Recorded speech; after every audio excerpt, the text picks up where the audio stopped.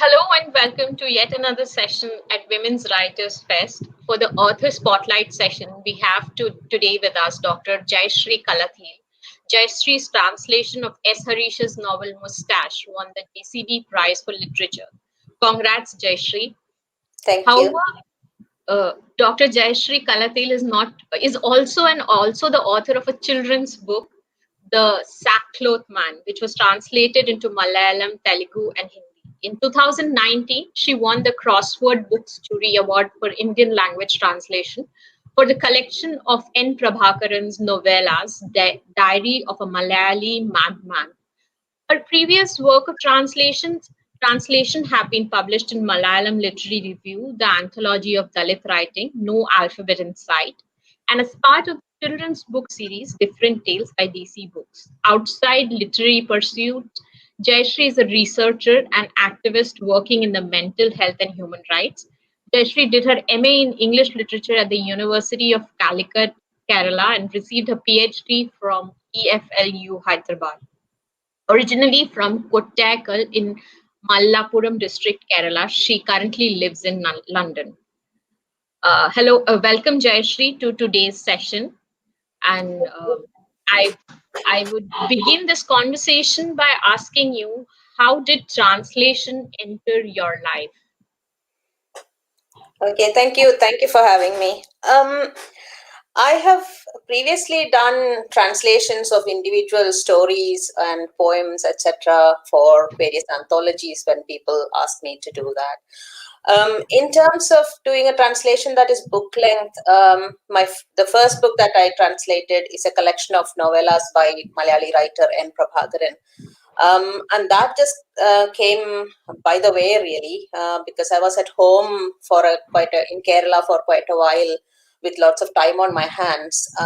So I just started translating the title novella, Diary of a Malayali Madman, just to pass time, really.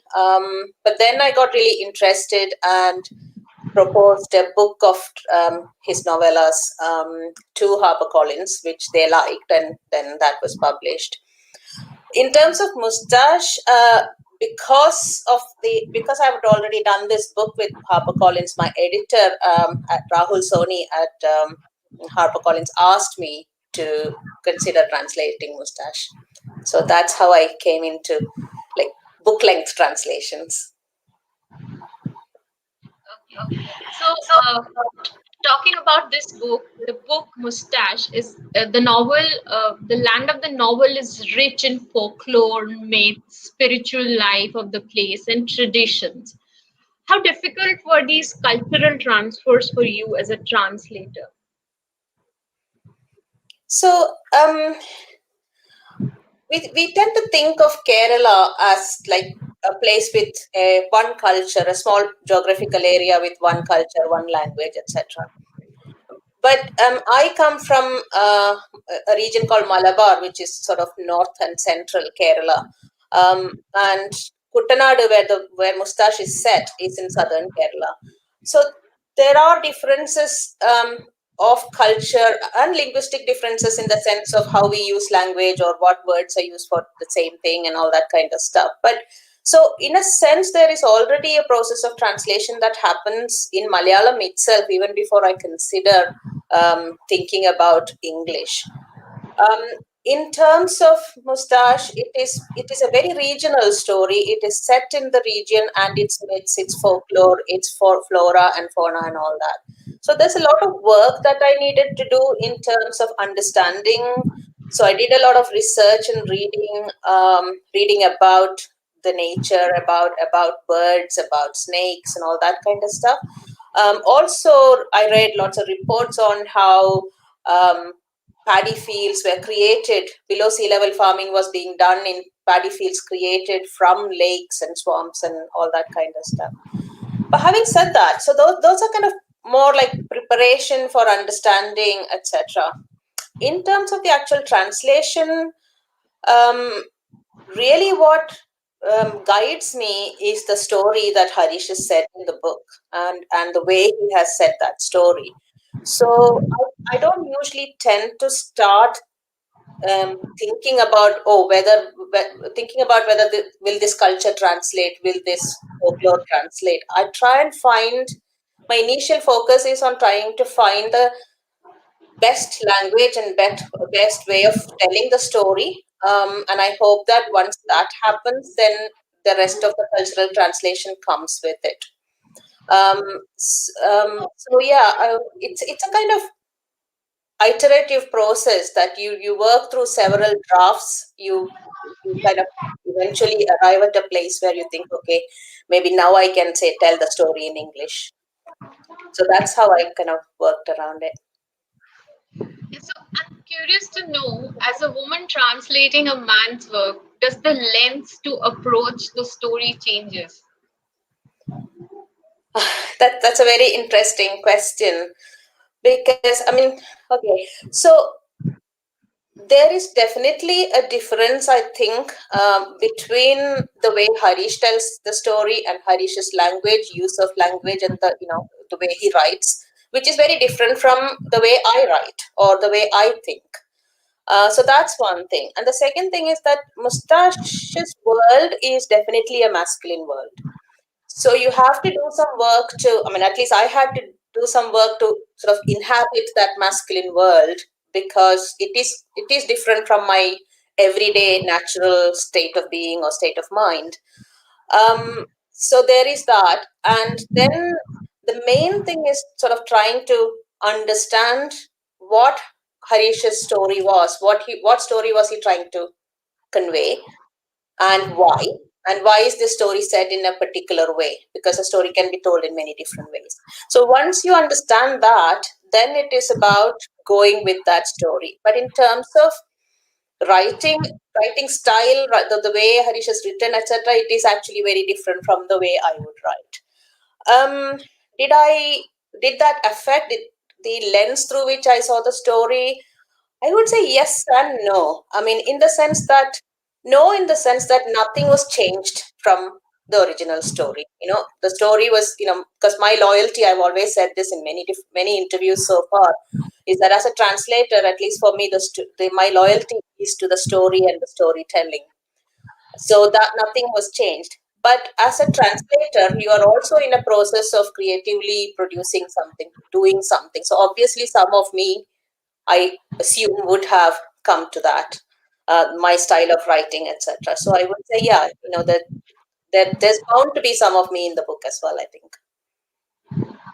So, and a very interesting point, a line that stuck to me in the author's note by Harish, S. Harish, he says, novels are free countries and there is very little a writer can do about what the character get up to. I'm curious to know your opinion on this. Okay, I do agree to a certain extent, but I also think that, okay, let me explain. So it is true in the sense that once you've conceived characters in your story, and once you've conceived the story, those characters are those characters will behave in certain ways, because that's the character of the character, if you see what I mean. Yeah. Yeah. So so the characters in the book are bound to behave, do stuff which are, which is what um, what they're supposed to do in the story. So in that sense, I agree with what Harish said, in the sense that once you've conceived a novel, it has its own logic. It has its, so just like in life, it will have good characters, bad characters, complex characters who are both good and bad, all of those kind of things. And characters will do many different things, just like, in life, people will do many different things. So in that sense, I agree. But I also think that the author is doing an active role of actually creating this world of the story and the characters within the story. So in that sense, there is authorial intention in creating these characters. So I think that bit I would add to what Harish has said, in the sense that all writing is political. And when you create a story, when you create characters, I think your own politics would come into that, I think. Yeah. So the next question is linked to that. Uh, caste is, which is a very important part of the story. Caste is still the primary signifier of worth, dignity, and position of people in Kerala. The author has also written this in his introduction. The book faced a huge controversy in 2018. How did it influence your journey as a translator? And second part of this question is, do you think the controversy actually takes away the focus from author's original message in a story? Yeah, so as you probably know, Moustache was initially published in a Malayalam literary journal called Madhubhumi, and 3 chapters had come in that Yeah. by the time the controversy happened, and I had read them when it was being serialized in Madhubhumi. But when Rahul Soni at HarperCollins asked me to translate the book, I hadn't read the full book because that was the only thing I had read. So obviously, my initial task was to actually read the book because I don't like to translate books that I don't like as a reader. Yeah, so I was very aware of the controversy. I was reading up on, I was aware of it as the controversy was happening through newspapers, social media, etc. For me, does that affect my translation? No, because as far as I'm concerned, the controversy was completely not necessary. There was no need for such a controversy. As far as I could understand, the controversy was instigated by people who hadn't even read the book. You know, so because if you read the book carefully, you would understand that that kind of controversy was not what the book was intending to do. And so it did not affect my translation in that way, because for me what was important was that I liked the book, and the book's politics agrees with my own politics. So that was my indices in terms of whether to do the translation or not. I do think that controversy has affected the reading of the book in Malayalam. That's because, the book got read quite widely, but it was, Harish himself has talked about it in one of the interviews, but that reading was always in the context of the controversy rather than reading the book for itself. Um, because I think that it is a book that needs to be read for itself for what it is trying to say. So, of course, the controversy affected the book in Malayalam, and the sense that both of us are getting is that at least the English book is being read separate from the controversy. I mean, people are aware of the controversy, but it is not being read in the context of the controversy. It is being read for just like any book for what it is. So yeah, I do think that in Malayalam at least the reading of the book was affected by what happened to the book. So the novel does not really have a straight narrative. It has stories within stories. It has two strands of separate stories, which again merge together, sort of by the way of the characters. What was your reading as a translator of these multiple narratives, and how did you go about translating? I mean, what was the process of translation like? Okay. So, in fact, the kind of non-linearity of the story is one of the things that really attracted to me the novel, because I absolutely love that kind of storytelling, and I think it reminds me of traditional Indian storytelling, where we have layer upon layers of stories in things like the Panchatantra, or Ramayana, Mahabharata, etc. Right? So we're kind of used to that style of storytelling, and in Harish's hands, that it became something magical, and that is one of the main things that attracted me to the book. How did I go about translating it? I don't usually tend to sort of start at the beginning and work through sequentially till the end. What I do initially is to pick and choose bits to translate, and usually those are sections that I absolutely loved while reading. So once I do that, and I do several drafts of different parts of the book, and then only when I am almost comfortable um, in a language that I'm going to use for the book, then I might then I start working a bit more sequentially from the beginning, etc. So that's the kind of my process of translation. In terms of how did I deal with the layered narrative, is that to me the guide was the book itself. So it's so pursuing the rationale of the book. That's how I went about doing that. Um, yeah, so it's the difficult bit is to get to a place where I am comfortable with a language that I'm going to use for the book. So until then, it's trial and error and various drafts, etc.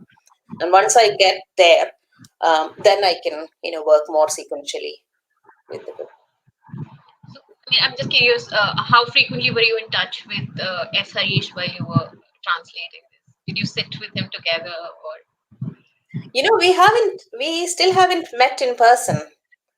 Um, we chat pretty much every day. And when I started the work, we did not know each other either. But once I started translating, we were in touch quite often over WhatsApp. I would send him drafts of the chapters on email, and then he would respond. And he's read every single chapter as I did them.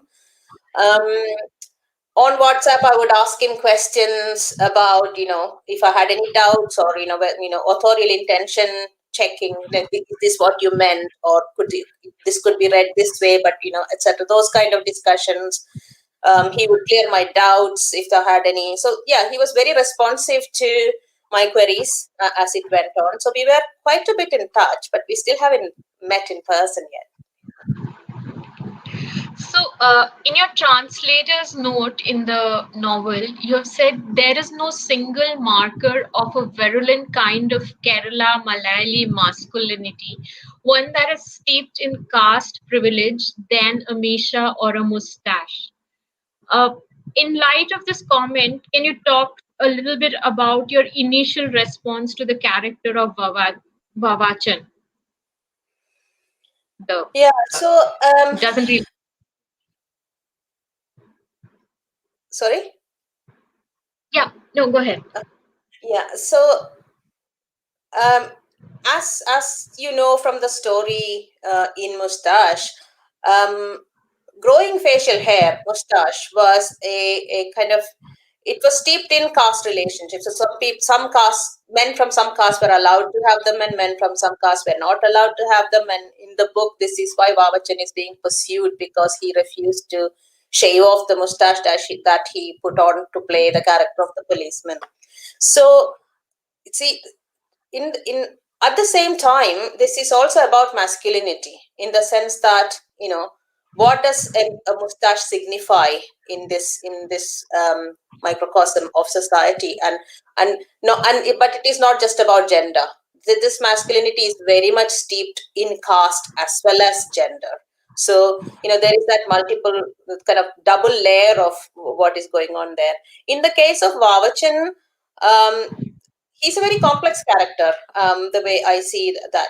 So on the one hand, he's pursued because of his caste position by men who think that they have the right to decide what, who should or should not do what based on caste. So they are pursuing him. But on the other hand, Vavachan is also himself quite possesses a certain level of masculine power within him, as we can see from his interactions with Sita, or with other women in the book. So it's a kind of very complex kind of mix of caste and gender, as it and for as it happened during that historical period. To be honest, though, all of that I think we can still see a lot of that in present day society. How masculinity and femininity are defined is very much based on caste as well as gender. And that's the way, so has much changed. If you look carefully, I don't think much has changed, because caste is as much a definer of what is masculine and what is feminine as gender is my feeling. In the current times, I think it becomes even more clearer with the kind of things we are seeing around that. Gender Yeah. is not just gender; it is caste plus gender. Yeah. Uh, yeah. So the JCB prize has Mm. is said has a particular focus on translation and hopes to introduce readers to many works of Indian literature uh, in language other than their own. This is something from the website. And so, what I want to ask you is that how does this recognition for S. Harish's work opens up the market for translator and translations in India? Yeah. So in 3 years of the prize, the JCB prize, twice the prize has gone to translated works. So that is absolutely brilliant for translated literature. Also, I think in India, translations from regional language into English is having a really good time in recent years. There's more readers. I think more publishers are willing to publish translations from regional languages. And also, I think it is important for Indian literature because when people talk about Indian literature, um, in English, they usually tend to refer only to those which are written in English, right? But Indian literature is so much richer for its regional language literature, and the fact that prizes like JCB supports that translation into English so that more people can read and enjoy and discuss and interact with that literature is just wonderful. Having said that, I think there is more JCB and other prizes can do in order to ensure that translators are not, you know, thought of or seen as a kind of a separate category or a second category, because without, I mean, it is true that without the original work there is not going to be any translation, but without translators there is not going to be an English or any other language. The life of the book will only be in the language that it is written. So I think there is still, in terms of equality between, so if you think of translated works as a collaboration between the writer and the translator, then I think that there also needs to be more equality between the two. And that should be seen not just in prices, but also in the way they are profiled, in the way translated books are marketed, all of that, I think, and the way the translated books are talked about in the media and also by readers themselves, I think. But I am I feel positive that translated literature is having a renaissance in Indian literature right So, we have a question here. Do you believe we are finally paying attention to translated works in the mainstream? now. I my feeling is that we are okay. So in the sense that I grew up reading translations, but into Malayalam from other languages. So, there was a time, at least in my generation of readers, there was a lot of I don't know about other languages, but at least in Malayalam, we had a lot of access to literature from Bangla, from Kannada, from Marathi, etc., being translated into Malayalam, and we as readers could read them. So I don't know how much of that happens between like inter-regional language right now, but in terms of from regional languages into English, I think it is beginning to get much more attention, I think, in recent years, and so much more attention because a lot of, I think prices do play their part because of, in that, because, that brings the attention more to the readers. In terms of publishers, there are some publishers who are very interested in publishing English language translations from regional languages. I don't know much about market, whether it has become part of the mainstream readership. I don't quite know, but I'm feeling positive that it's we're going forward in terms of being open to reading translations. So, one more question is that what works are you taking up next? Okay, so the next couple of projects are also books by the two authors I've already translated. So there's one more book by N. Prabhakaran coming out early next year, and there is a short story collection by Hareesh that I'm doing. which will come later on next year. But after that, I'm going to kind of stop for a bit translating men's work, and my next projects are by women writers from Kerala. So I'm kind of working on finalizing discussions on a couple of novels by women writers from Kerala. So, Yamini is asking, has translating a work ever changed your gaze towards a certain subject or an issue? I'm not entirely sure what that means. I mean, if it is about an issue generally or the book itself, so I'm going to assume that So, it I is think about. it's about generally about an issue.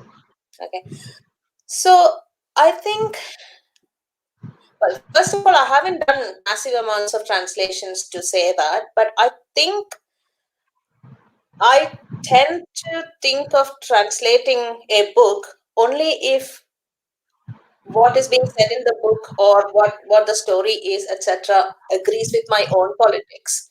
So I can't really see translating a book that I do not like as a reader or do not agree with its politics. So in that sense, I don't think it's not much about changing my gaze about a particular issue. I think I probably actively look for books that agrees with my politics or the way I look at things. I think I don't know if that answers that question. Yeah. So, I think it does. I think. There's one more question. People believe that translations often don't capture the full essence of an original work. Do you think certain emotions are untranslatable? So this is a very interesting question because and something that translators always are faced with. Um, I don't personally believe that emotions are untranslatable. There are usages that may not translate directly, usages in language, expressions, phrases, etc. So, as a translator, you would then try to find the best way possible to translate those phrases. But emotions are very much translatable. It is the words we might use to express those emotions may change between languages, and a good translator would try and find ways that suits that emotion to be expressed in a different language. um, just to say one more thing about the first part of that question about the essence being lost in translation. So, I mean, this is something that most people think of, but at the same time, we read a lot of writers without ever thinking about the original. For example, you Elena Ferrante or Murakami or Marquez. You do not. Nobody is even thinking about the originals when you're reading. You're almost reading them as if they were written in English. You know, but at the same time, I've seen in India when regional language literature is translated into English, people do tend to talk about this lost in translation business. And I would quite like readers to maybe start also thinking about what is gained in translation. Because obviously, translation also is a creative process. And I kind of think that a translated book is a collaboration between the original author and the person who is translating. So maybe there is something to be gained as well. So, I mean, I don't know, it's just another way of probably looking at translations, I think. So there's one more question. Uh, don't you don't you think that in Indian literature a mindset is there that against the translators who are considered as lesser mortals? Yeah. I do agree to a certain extent. I mean, I already said that when you asked me the question about whether translations are getting, the prices like JCB is kind of supporting translators and translations. But it is true, I think, that, a lot of the time uh, there are still publishers, for example, who publish books without even mentioning the translator's name on the book. There are media, will cover a story of a book without mentioning that it is a translated work.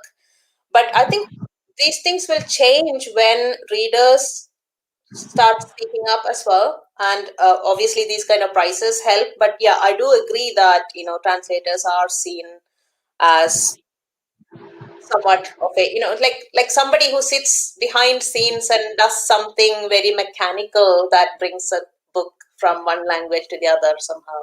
Yeah, I do agree that. That's actually my mother asking you that question. Uh, so this is the final question I'll ask you. What would you suggest to people who are interested in translating prominent works from the vernacular?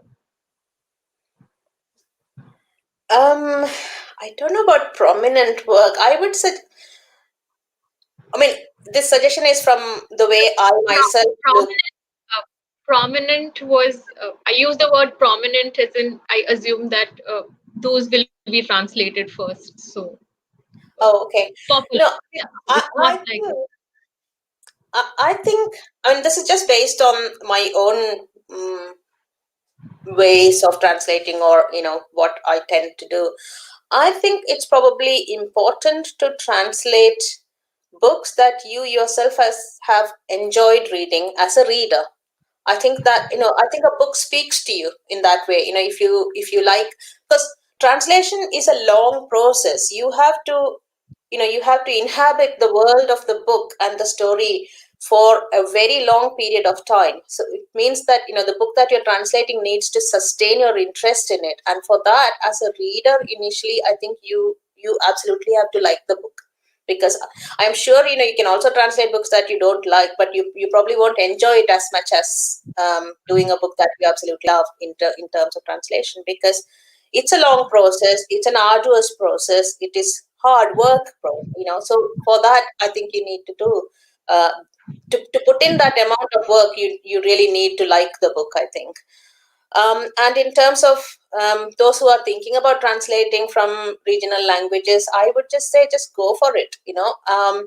Probably also good to start doing maybe shorter work initially, just to get a hang of the process, etc. So maybe short stories, or if you're a poet, try some poetry before embarking on a large work, I think. And these days there are so many places online as well who those are open to publishing translated work. So you might get a bit of practice doing that as well, I think. so there's one more question. Tanvi wants to ask, why is it important to recognize works in translation? Have translations changed your presence in the world of authors? Sorry, say that again. Uh, Tanvi here is asking us, why is it important to recognize works in translation? Have translations changed your presence in the world of authors? I believe she's asking your role as a translator has changed your presence uh, in the world of authors. uh I I don't know what my presence was in the world of authors before. I mean, I think in generally, I think translations are important because they open up worlds otherwise that is not accessible to us, because we don't speak all the languages in the world, or we may not speak Malayalam, but through translations we are able to read and enjoy a much wider variety of literature. um, in terms of authorship, I don't quite know what to say to that, because like I said, I think of translation as a collaborative process rather than, because, it's kind of, it both give and take, because without the original, there is not going to be a translation. But without the translation, the original's life is limited to the language that is written in. So it is a collaborative process. And I think personally, I think that translated literature has its own space, its own stake in the world of literature, because it opens up worlds to others. Yeah.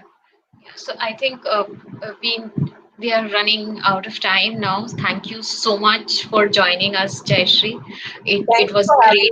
having me. Yeah, thank you for Thank inviting me to speak. thank you. Thank you.